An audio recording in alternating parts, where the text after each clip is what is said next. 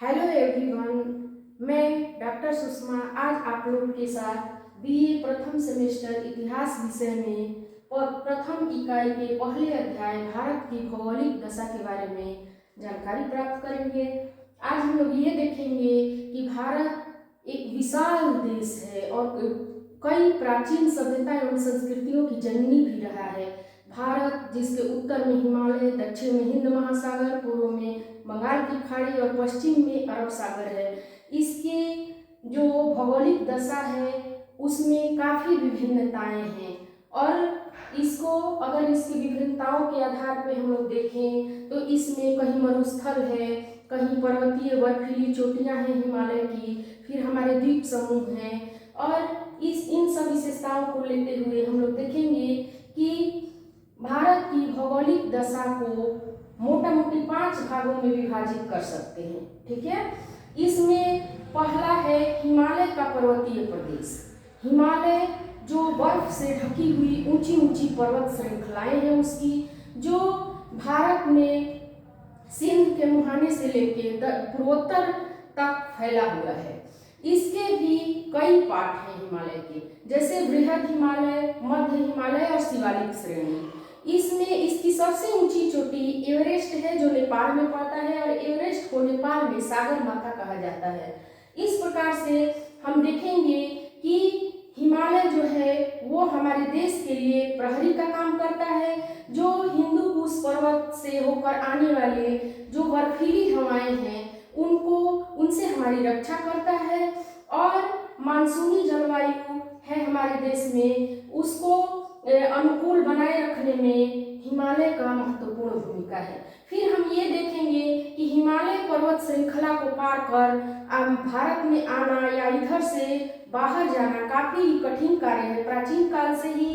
फिर भी प्राकृतिक रूप से कुछ दर्रे हैं जिनके माध्यम से भारतीय धर्म प्रचारक विदेश में गए और एशिया के देशों से, विभिन्न देशों से कई विदेशी आक्रांता भी भारत में इन्हीं दर्रों से आए हैं, जिनमें खैबर दर्रा, बेलन दर्रा आदि महत्वपूर्ण दर्रे हैं।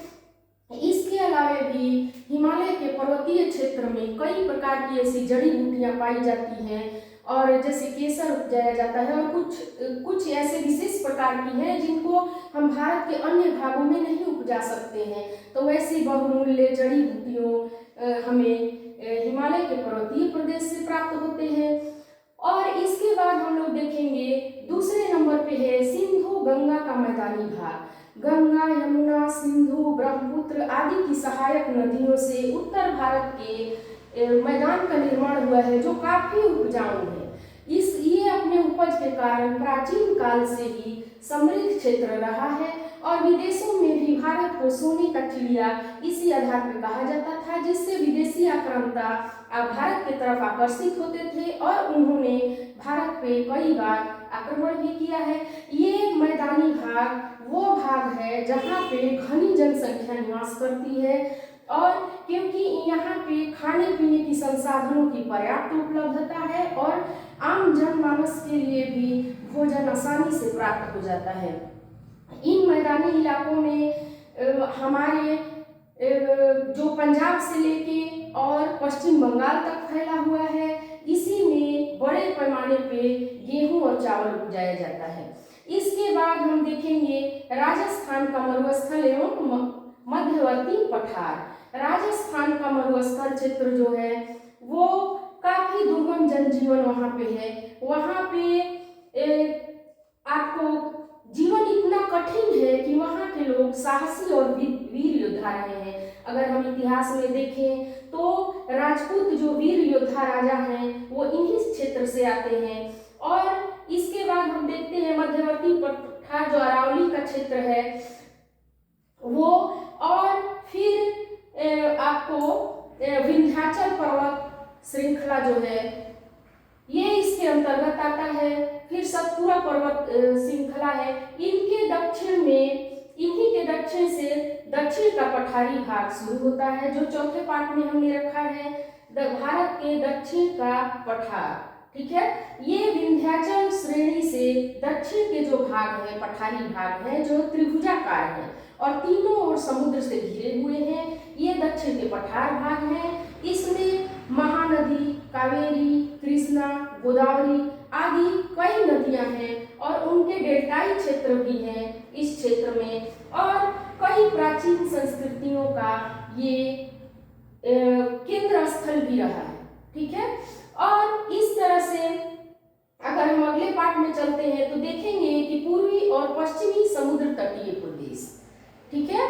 समुद्र तटीय प्रदेश में ये जो मैदानी भाग है पूर्वी एवं पश्चिमी समुद्र तटीय, इसमें पूर्वी तट को कोरोमंडल तट कहा जाता है और पश्चिमी तट को मालाबार और कोंकण तट के रूप में जाना जाता है। ये मैदानी भाग भी काफी उपजाऊ है और यहाँ पे अनेक प्रकार के फसलों की कृषि की जाती है, जिससे ये क्षेत्र भी काफी समृद्ध क्षेत्र रहा है।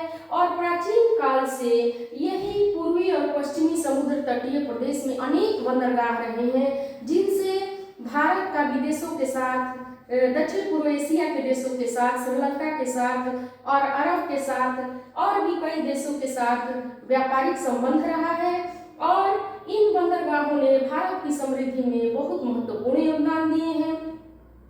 और इसके अलावा भारत के धर्म प्रचारक और व्यापारी जो भी है वो आसानी से दक्षिण पूर्व एशिया के देशों में अपनी संस्कृति का प्रसार कर पाए हैं।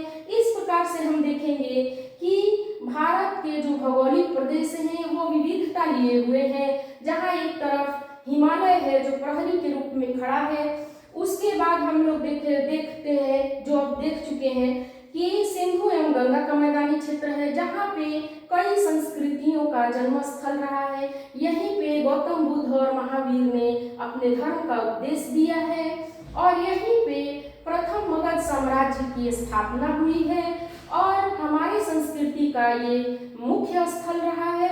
इसके बाद हम लोग देखेंगे, चाहे वो राजस्थान का मरुस्थल एवं मध्यवर्ती पठार हो या दक्षिण का पठार हो या पूर्वी एवं पश्चिमी समुद्र तटीय प्रदेश हो, इन सभी क्षेत्रों का भारत के इतिहास में बहुत महत्वपूर्ण योगदान रहा है और इन्हीं विशेषताओं के कारण भारत अलग थलग रहा है और जो मतलब विदेशी आक्रांता आसानी से भारत पे आक्रमण नहीं कर सकते थे प्राचीन एवं मध्यकाल में भी, क्योंकि भारत जो है वो तीन तरफ से समुद्र से घिरा हुआ है, जिससे वो एक काफी सुरक्षित स्थल रहा है, जिससे यहाँ पे कई संस्कृतियों का विकास हुआ है, कई संस्कृति और सभ्यताओं का यहाँ समन्वय हुआ है।